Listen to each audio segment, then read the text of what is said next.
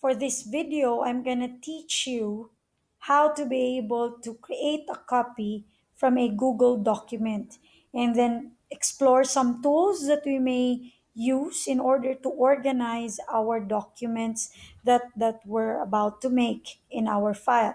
So on your screen, you see a demo copy of the study guide I made about identifying functional groups and organic reactions. Now, if a teacher or instructor shares to you a certain file and you have already accessed your Gmail and your Drive, then you'll be able to see the page to be like this. So you see all the features of the app, and so you're ready to explore it. So what do you do to create your own copy? The first thing is you go to file. So you follow where the browser leads you. So you go to file. The moment you click that drop down, you have a tool that says make a copy. So this make a copy, you click that, and then it will prompt to copy the document. And because this is not shared, then we don't have to check these two here. Just click OK, and the moment you have OK, then you're ready to go to the tab where you have the copy of demo copy. So you see there's an addition of the word copy of, because this is the copy of the file that you just had originally.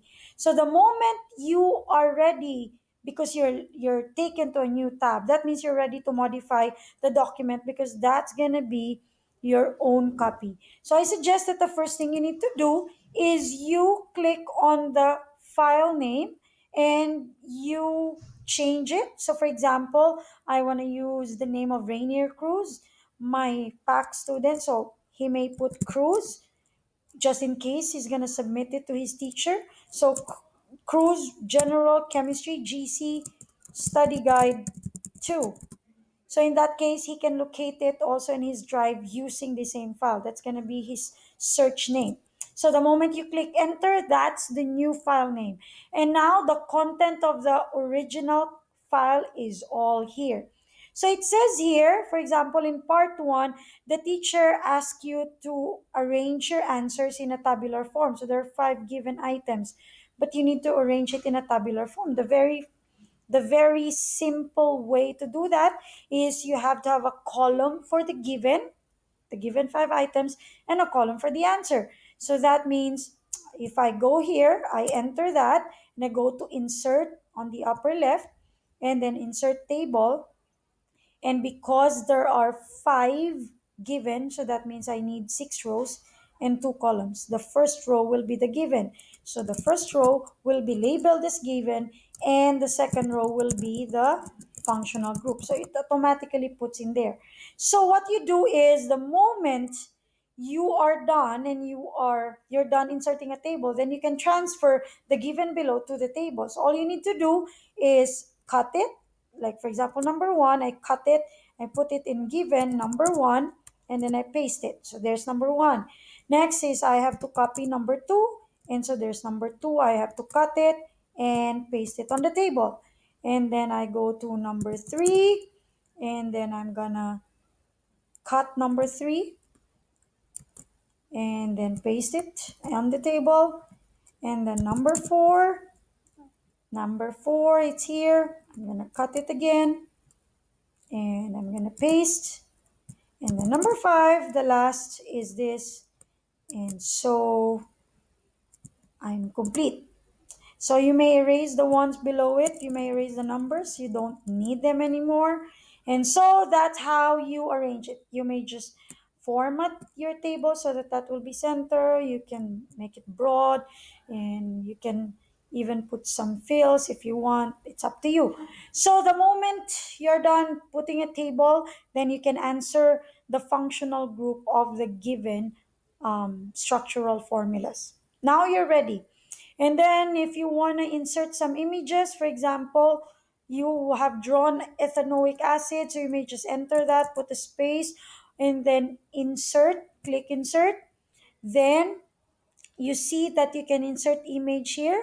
So if you want to search if you want to search an image from the web, you can click that. You can upload from your computer if the file is there. You can go to drive if ever you transferred your photos in your drive, or you can go to Google Photos, or if you have a certain URL, then you may do so.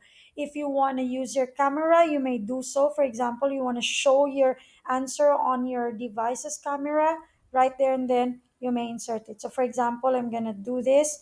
Let's allow the camera, and then I'm gonna take a picture of myself, and I'm gonna take a photo of myself.